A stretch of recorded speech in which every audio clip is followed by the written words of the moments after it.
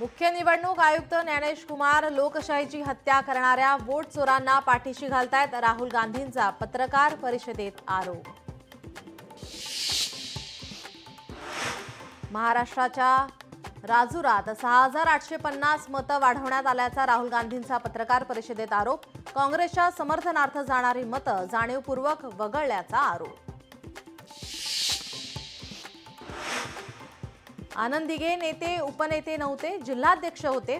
खासदार संजय राऊतांचं वक्तव्य। जाहिरातीत बाळासाहेबांच्या बरोबरीने जिल्हाध्यक्षांचा फोटो लावणे म्हणजे बाळासाहेबांचं महत्त्व कमी करण्याचा कट असल्याचा आरोप।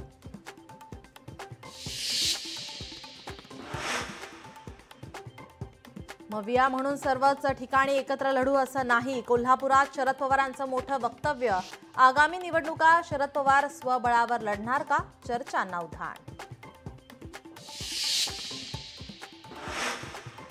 स्थानिक स्वराज्य संस्थांच्या निवडणुका 3 टप्प्यात होण्याचा अंदाज। ऑक्टोबरच्या चौथ्या आठवड्यात पहिल्या निवडणुकीची तर महापालिका निवडणुकीची आचारसंहिता जानेवारी अखेरपर्यंत राहण्याची शक्यता। मराठा आरक्षणासंदर्भात आक्षेप घेणारी याचिकेवर आज उच्च न्यायालयात सुनावणी। ओबीसी नेते मंगेश ससाणे यांनी दाखल केली याचिका। मनोज जरांगेंचा चलो दिल्लीचा नारा। देशभरातील मराठ्यांचे दिल्लीत अधिवेशन। मीनाताईंच्या पुतळ्यावर रंग फेकल्याप्रकरणी आरोपी अटकेत। भूपेंद्र गुणाजी पावसकर असे आरोपीचे नाव। आरोपीने गुन्हा कबूल केल्याची सूत्रांची माहिती।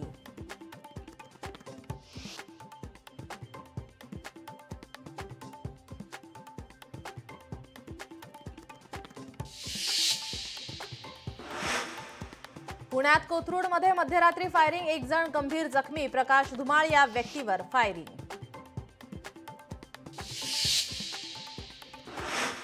पुन्हा एकदा भारत विरुद्ध पाकिस्तान सामना रंगणार। पाकिस्तानकडून यूएई संघ पराभूत झाल्याने पाकिस्तानची सुपर 4 मध्ये एंट्री।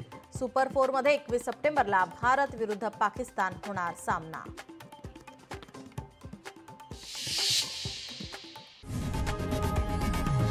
लोकशाही मराठी ऐका, पहा, जागरूक रहा।